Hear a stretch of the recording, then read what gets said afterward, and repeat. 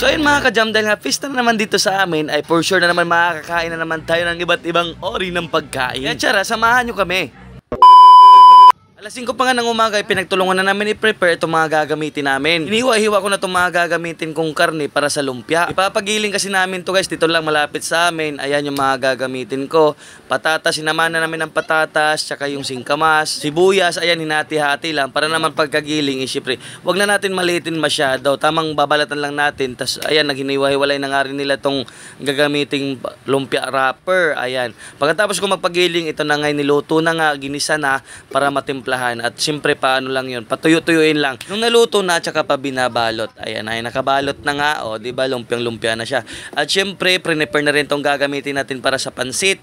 Ayan, hinaghiwa-hiwa na nga ng mga carrots, pati yung mga pangsahog, ibang pangsahog. Ayan, naglagay na rin kami ng kanin. Princess Bia yan guys ha, para talaga yung, para yung mga pumupunta dito ay masatisfied din sa kinakain nila. Ito naman yung para sa humba, pinapamantika muna. At ako na may tamang inspection lang, charot. Hindi, joke lang pala, tutulong tayo guys. Hindi pwedeng hindi kasi kakain din tayo. Pupunta rin kami palengke mga ka-jam kasi nga may kukunan kami doon. Para kasi doon sa boiled seafoods, doon lang namin pinakuluan sa may palengke. Niutos lang ni mama sa kanya mga tindera. Kasi nga kapos-kapos kami sa tubig, walang tulo dito sa San Juan. Kaya naman kinuha lang namin at dito lang pinakuluan. Ayan, nung kinuha namin, syempre luto na nga. Ayan. Para naman isos na lang yung gagawin. Tahong lang yan, tsaka hipon, at tsaka may hinaluan na rin ng pusit na malalaki. Ayun, kaganda ng tahong, no?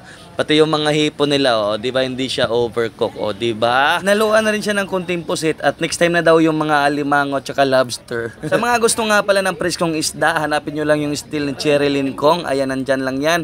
At makikita nyo kaagad. Pagkatapos naman bumalik kami kaagad sa bahay kasi nga itutulong pa kami sa mga ibang gawain doon. Kasi syempre isa tayo sa mga inaasahan pagdating dito sa gawaing bahay kasi nga ilan lang naman yung lalaki dito kina mama. Kaya yung iba ay nasa trabaho kaya pag kami yung naiwan dito kami talaga yung gagawa. Si Ate Aran yung ay tamang bantay lang ng bata. Kasi nga pinapaliguan kasi nila to tuwing umaga. Every alas 5 talaga yun ng umaga pinapaliguan guys. Ayan yung katabi guys, so tingnan nyo. May nagagayat na mga gagamiting pang Ricardo. Pero don't worry guys, hindi pa kami nagagayat ng sibuyas tsaka sili kaya hindi yan masakit sa mata. Handaan na rin kami ng mga paper plate kasi nga walang tulo kaya kailangan paper plate na lang yung gagamitin namin. Ayan, malapit na maluto yung apritada guys. Naglagay na nga ng patatas tsaka carrots. O, diba naglagay na rin siya ng tomato paste si Ate Gigi. At ito naman mga ka-jam yung pinapamantika kanina yung para sa humba. Nilagyan na nga ng pamintang buho, bawang, ayan, binudburan na ng mga bawang tsaka oyster sauce, mga pampalasa. Tapos nilagyan na rin ni Ate Gigi ng konting suka. At syempre pampakulo Coca-Cola. At nilagyan na nga ng brown sugar para talaga humbang-humba, o diba? Tapos sinasangkot siya na lang. Ayan. Hintayin lang magmantika yung kanyang sabaw. At ito namang para sa seafoods namin dito, mixed seafoods, ginayat-gayat na rin ni mama itong pusit. Tapos yung mga mais-mais na panghalo. Dahil nga hindi pa kami nagbe-breakfast, ay syempre wag natin pabayaan ang ating mga self kasi nga marami daw nasisiraan ng bait pag nalipasan ng gutom. Kaya kumain din tayo paminsan-minsan. Ayan yung ulam namin, beef tapa na may kasama na ring apritada kasi nga luto na nga yung apritada. Pagkatapos kong kumain, binudburan ko na nga rin ng black beans itong humba. Ganda ng pagkaluto mga ka-jam, no? Ayan, no, kung makikita nyo. Yung apritada naman iluto na. Ayan, ililipat na nga sa kalduhan para naman i-ready to serve natin. Ito namang humba, ililipat na rin. Ayan. Talaga naman yung humba guys, nagbabounce-bounce talaga sa sobrang lambot. Pagkatapos, nire-ready na rin namin itong mga gagamitin namin sa mixed seafoods, tsaka sa kinilaw, nagayat kami ng sibuyas. At alam nyo na ba guys na yung sibuyas lang talaga yung nagpapayak sa akin guys. Talaga naman ang sakit sa mata. Ang hapdimot At yung pansit naman ready na ipakain. Oh, luto na rin. At ang sauce naman sa mixed seafoods, ayan na nga sinasangkot siya na nga rin. Pagkalagay niya ng butter guys, ayos na yan. Tapos ilalagay na rin yung seafoods. Ayan, maya-maya luto na yan. At hahanguin na nga yan. Ayan na nga. Maya-maya tamang halo-halo. Pinapatikin pa nga ni Auntie Gigi kung okay na ba daw yung lasa. Sabi natin, alaga dito daw yung lasa ng ano. Kaya na may pinapatikin niya rin kay mama. Ayan, sabi ni mama, thumbs up daw. Okay naman daw yung lasa. Ayan, pinatikim niya kay Cheka. Sabi ni Cheka, lasang laway na, mama.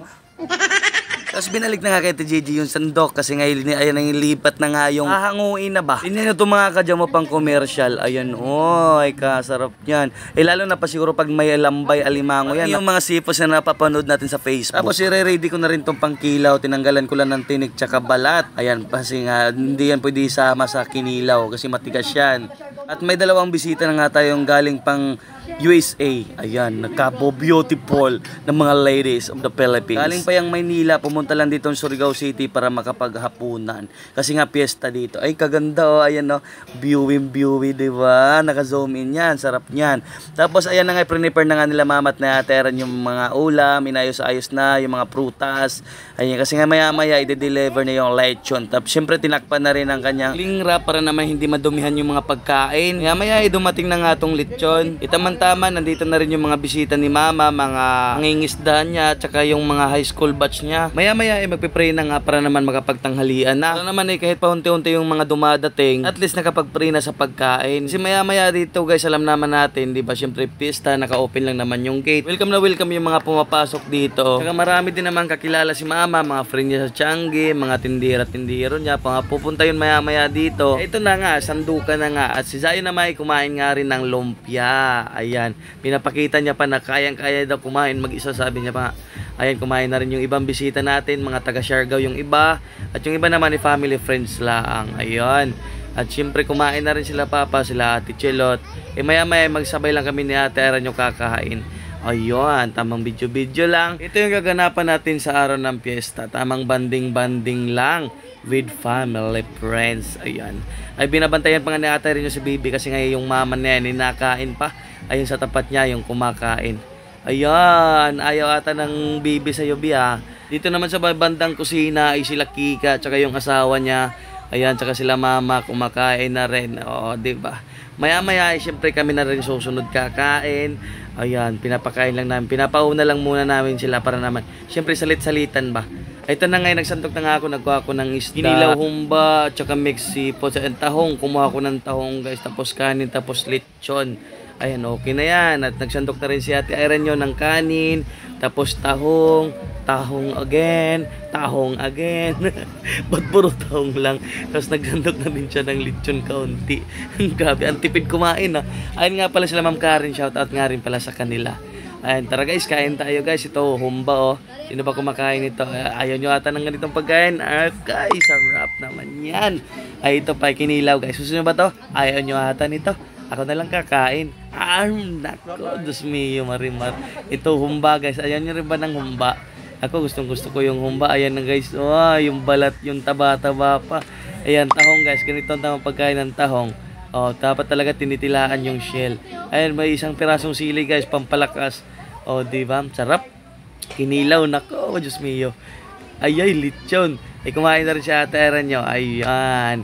Yung sa kanya, tahong lang yung kinukuha niya kasi nga mahilig talaga to sipos lalo ng mga alimango. Naku, mahilig yan siya guys. Na mga ganyan. Baka may gusto magpadala, charot. Tahong nga pala, ang liit pa ng tahong, no? Batang-bata pa yung tahong. Ayan, tamang kain lang. Tapos lechon, ayun, parang chewing gum. Oh, di ba? Yung tingin niya, oh. Tapos kain ulit. Alright. Ayan. Tapos sabay kumain, inom kagad ng soft drinks. Ano naman talaga kasi nga darating yung mga family friend namin. Ayan. Friend namin sa school ni Zion, yung pinuntahan namin nung nakaraan namin na vlog na panood nyo yun. Sila Nestle tsaka yung sa asawa niya si Warren.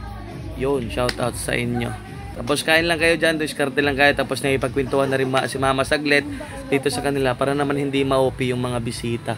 Kailangan talaga kakausapin mo yung ganun talaga. Anyang dyan nga rin pala si Jit, yung anak ni Ate Malo. Nandito na rin yung high school batch ni Ate Eran nyo guys. Ayan.